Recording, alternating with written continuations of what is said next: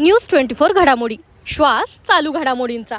MIDC मध्ये भूखंड वाटपाचा महाघोटाळा, संभाजी ब्रिगेडचा चौकशीसाठी Elgar.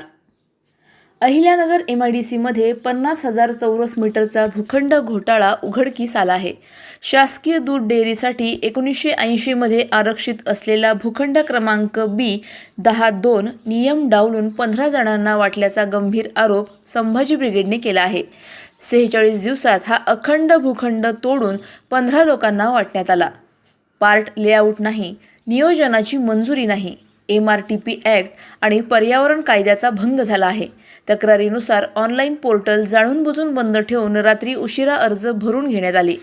First come first serve हे तत्त्व डावलून 2020 पासूनचे 5 प्रलंबित अर्ज बाजूला ठेवण्यात आले।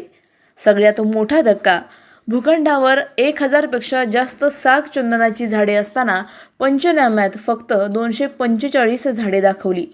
EIAची मंजुरी नसतानाही वृक्षतोडीची परवानगी दिली। संभाजी ब्रिगेडची मागणी आहे, सर्व 15 वाटप रद्द करा, संबंधित अधिकाऱ्यांवर निलंबन आणि ACB चौकशी करा। मागण्या मान्य न झाल्यास तीव्र आंदोलनाचा इशारा देण्यात आला आहे। जनतेचा भूखंड, नियमांची पायमल्ली, MIDCचा हा घोटाळा आता चर्चेचा विषय बनला आहे। यावेळी संभाजी ब्रिगेडचे जिल्हाध्यक्ष राजेश परकाळे, औद्योगिक विभाग अध्यक्ष अरविंद गेरांगे, महेश दानवे, अभि मेढे, शरद गेरांगे, भीमजी कोकाटे, दीपक कांबळे, आदित्य खंडागळे, अमोल चोथे, सचिन जराड, गौतम डोंगरे, सचिन गवळी, सूरज धांडे, प्रसाद पांढुरे आदी कार्यकर्ते उपस्थित होते। प्रतिनिधी स्वामी गोसावी, न्यूज 24 घडामोडी, अहिल्यानगर।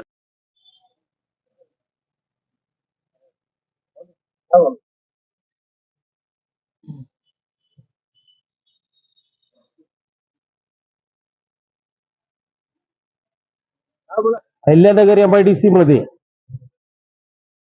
यापूर्वी शासकीय दूध डेअरीला भूखंड क्रमांक B-10-2 हा देण्यात आला होता। सुमारे 50,625 चौरस मीटर क्षेत्र असेल हा भूखंड 1980 साली शासकीय दूध डेअरीला दिला होता।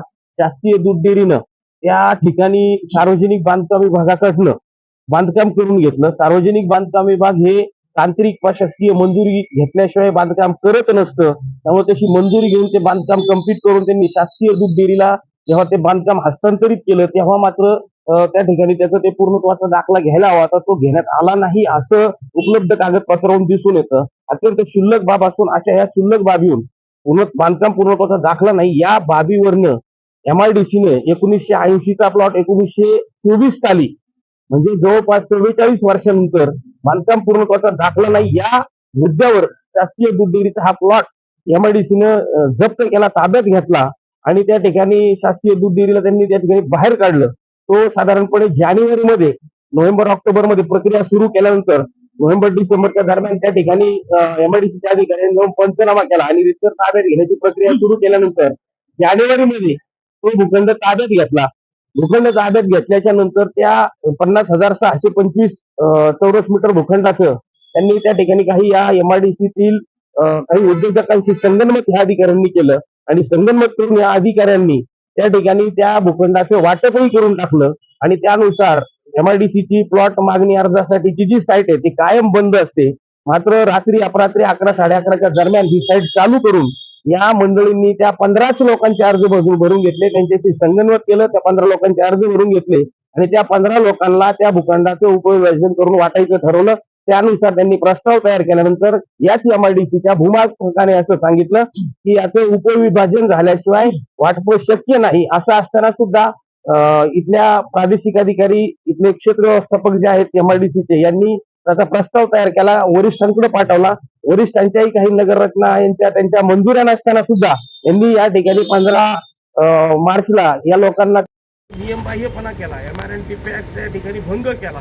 हे सगळं करण्यापाठी माझं कुठंतरी संगनमत करून या ठिकाणी काही भ्रष्ट कारभार करण्यात आलेला आहे असं संभाजी ब्रिगेडचं स्पष्ट मत आहे।